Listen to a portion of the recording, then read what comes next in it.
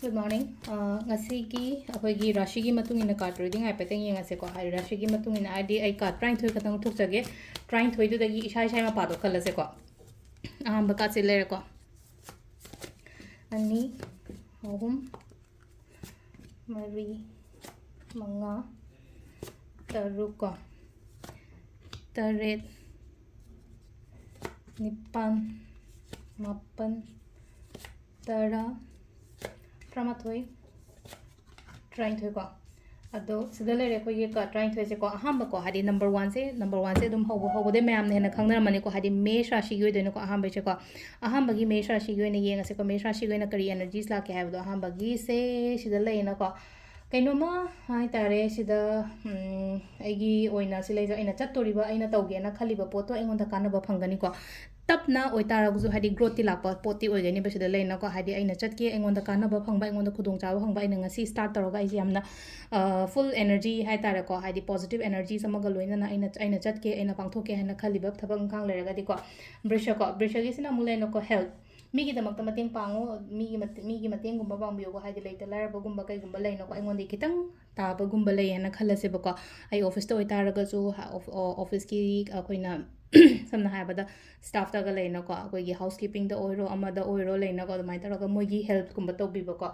aduga methun gi sna leina ko sum thabing gang je oida basina amu leina ko yam nang khak tawning ak tabdo phawgo ni basida disappointed oiba adumai khara leiri ko aduna hadi khan gano dugi pot mayam do ai tare ko atopa dum la kani hadi amada sum ungo le adi kamaina hadi aphaba kamaina sarang kani ko koigi life ta sisina koigi Mithun Rashi gi le ko mathangi karkat gi sna mu hai tare ko ming kainoma engonda khudong chaba ma lakpo oina oiri ko hadi kana mina ba hai tare ko mi sina puselai poche mangonda su kana ba engonda su kana ba dumai toroga la I sisina ko gi karkat gi ko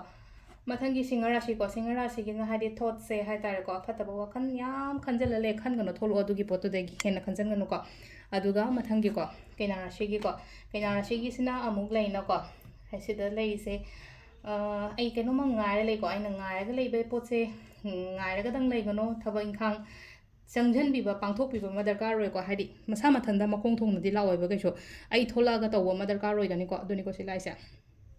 tula gi sina muleno ko mateng gumba la kani engonda hai tare ko hadi mi gi mateng gumba kana no ma hai tare la ga engonda mateng gumba to bibo ko pipo oine so ko samna ahan gumba be ahan nupi gumba do main toroga du mai mong da lai ko aduga ko gi bridge sina leno ko hadi pesha se kamaina kadai da sina gani khot kani hai ba gi dugi yam phajana khallaga lei do phajana khantaraga kamaina kadai invest to do no main to biro bridge sina ko hadi dhanu gi so mung leno ko mi punba mirak tinba khotpa ke na mongna koi ba chatpa khopa du main toroga piri ko sida lai se tare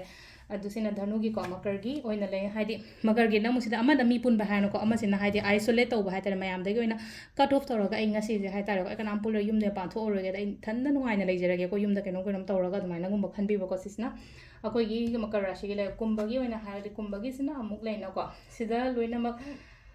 yumda lainingdaba phawgani ko yumda natraga hadi lairiba jaga duda hadi thoningakpa chaningakpa kholingakpa tain taro la esida chatpadi yade ko sigi potse hadi shada phawra iba ko limam je challo ngatang hadi chathoba ko to ba aina hadi sigi jaga se leiba nuaite hadi sida ngatang chatlaga hadi mind relax ora kan hallo oba pura thado o chatpadi yade ko sida minna gi so musil leina ko thabak se aina khanba ga oithorok pagi chana daba gi ta to wasida maka kitang pen daba gumba kai gumba maina khatang lei gani ko adu tar ga su leina ko hadi amada yadre na khalo ama thama na tra ama di soidana yani na maina khanduk ko wakhanje sida leira ko gi rashi gi oina ngasi gi ko tarot card reading sana thank you